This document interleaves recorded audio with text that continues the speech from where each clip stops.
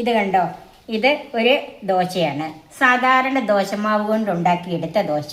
എന്നാൽ ഇത് സാധാരണ ദോശ ഉണ്ടാക്കുന്നത് പോലെ അല്ല ഉണ്ടാക്കിയിരിക്കുന്നത്. ഇത് ആവിയിൽ വേവിച്ചെടുത്ത ഒരു ദോശയാണ്. അപ്പം നിങ്ങൾക്ക് തോന്നും ആവിയിൽ ദോശ ഉണ്ടാക്കാൻ പറ്റുമോ എന്ന്. ഇനി നമുക്ക് കുറച്ച് മാവ്, ഇത് ഒത്തിരി ഒഴിക്കരുത്, ഒത്തിരി അങ്ങോട്ട് പരന്നു പോകണ്ട. ആവിയിൽ ദോശ ഉണ്ടാക്കുന്നത് കാണാൻ നമുക്ക് നേരെ വീഡിയോയിലേക്ക് പോകാം. ഇതിന് 1.5 കപ്പ് ദോശമാവാണ് എടുത്തിരിക്കുന്നത്. ഇപ്പം ദോശമാവ് ഉണ്ടാക്കാൻ എല്ലാവർക്കും അറിയാമല്ലോ. പച്ചരിയും ഉഴുന്നും ഉലുവായും കൂടെ വെള്ളത്തിലിട്ട് കുതിർത്ത് അരച്ച് വെച്ചിരിക്കുന്നതാണ്. ഇത് ഒരു ദിവസം വെച്ച് ഫെർമെൻ്റ് ആയതാണ്. ഒരു ചെറിയ സവാള, ഇത് പൊടിയായിട്ട് അരിഞ്ഞെടുക്കണം. കുറച്ച് കറിവേപ്പില, അതും ചെറുതായിട്ട് അരിഞ്ഞെടുക്കണം. 1/2 ടീസ്പൂൺ കടുക്, 1 ടീസ്പൂൺ ചില്ലി ഫ്ലേക്സ്. ഇതിന് പകരം പച്ചമുളക് എടുക്കാം, പക്ഷേ അത് പൊടിയായിട്ട് അരിഞ്ഞെടുക്കണം. 1/4 ടീസ്പൂൺ മഞ്ഞൾപ്പൊടി, ഉപ്പ്, വെളിച്ചെണ്ണ. സവാളയും കറിവേപ്പിലയും ചെറുതായി അരിഞ്ഞ് വെച്ചിട്ടുണ്ട്. ചൂടായ പാനിലേക്ക് വെളിച്ചെണ്ണ ഒഴിക്കാം. 1 ടേബിൾ സ്പൂൺ വെളിച്ചെണ്ണ ഒഴിച്ചിട്ടുണ്ട്. കടുക് ചേർക്കാം.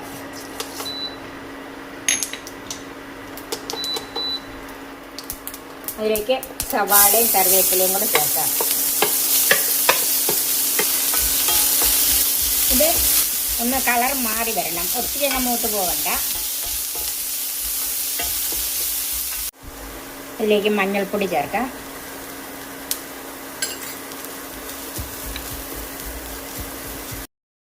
കൂടെ തന്നെ ചില്ലി ഫ്ലേക്സും കൂടെ ചേർക്കാം.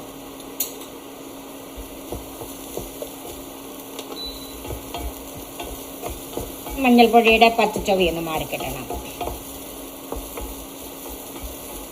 മഞ്ഞൾപ്പൊടി ഒന്ന് മൂത്ത് വന്നിട്ടുണ്ട്. നമുക്ക് തീ ഓഫ് ചെയ്യാം. ഇത്രയും മതി. ഇത് കുറച്ച് ചൂടാറാനായിട്ടൊന്ന് മാറ്റി വെക്കാം.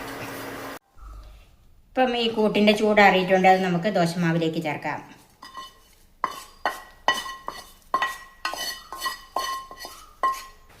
ഇനി ഇതൊന്ന് മിക്സ് ചെയ്യാം.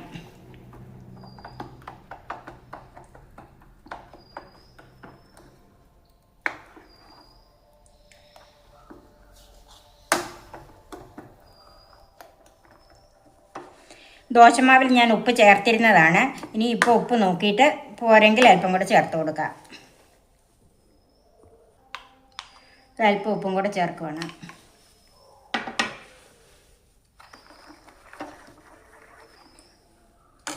ഇനി ഇതൊരു 10 മിനിറ്റ് നേരത്തേക്ക് റെസ്റ്റ് ചെയ്യാൻ വെക്കാം. മാവ് റെസ്റ്റ് ചെയ്യാൻ വെച്ചിട്ട് 10 മിനിറ്റായി. നമുക്കിനി ഇതൊന്ന് നോക്കാം. ഇത് ദോശമാവാണെങ്കിലും സാധാരണ ദോശ ഉണ്ടാക്കുന്നത് പോലെയല്ല ഇത് ദോശ ഉണ്ടാക്കിയെടുക്കുന്നത്. ഇത് സ്റ്റീം ചെയ്തെടുക്കുവാണ്. അതിന് ഒരു സ്റ്റീമറിൻ്റെ തട്ടിലേക്ക് നമുക്കൊരു വാഴയില വെച്ച് കൊടുക്കാം. അതിലേക്ക് അല്പം എണ്ണ തൂത്ത് കൊടുക്കാം. എണ്ണ തൂത്ത് കൊടുക്കുന്നത് എന്തിനാ? ഒട്ടിപ്പിടിക്കാതിരിക്കാനാണ്.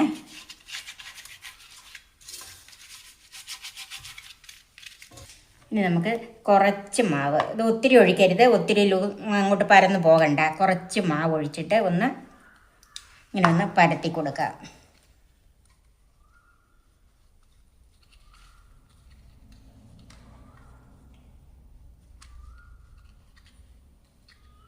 സ്റ്റീമറിൽ വെള്ളം തിളച്ച് കിടക്കുവാണ്. നമുക്ക് ഈ തട്ട് ഇതിലേക്ക് വെച്ച് കൊടുക്കാം.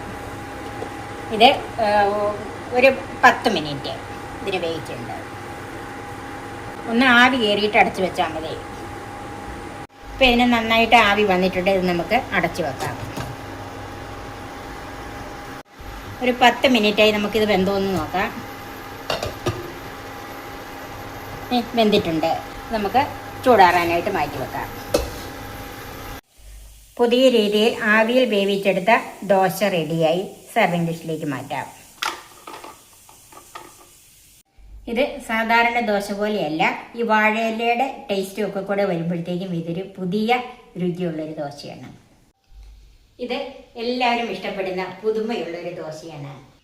എൻ്റെ ചാനൽ സബ്സ്ക്രൈബ് ചെയ്യാനും എൻ്റെ ഫേസ്ബുക്ക് പേജ് ലൈക്ക് ചെയ്യാനും ഷെയർ ചെയ്യാനും കമൻറ്റ്സ് അറിയിക്കാനും മറക്കരുത്.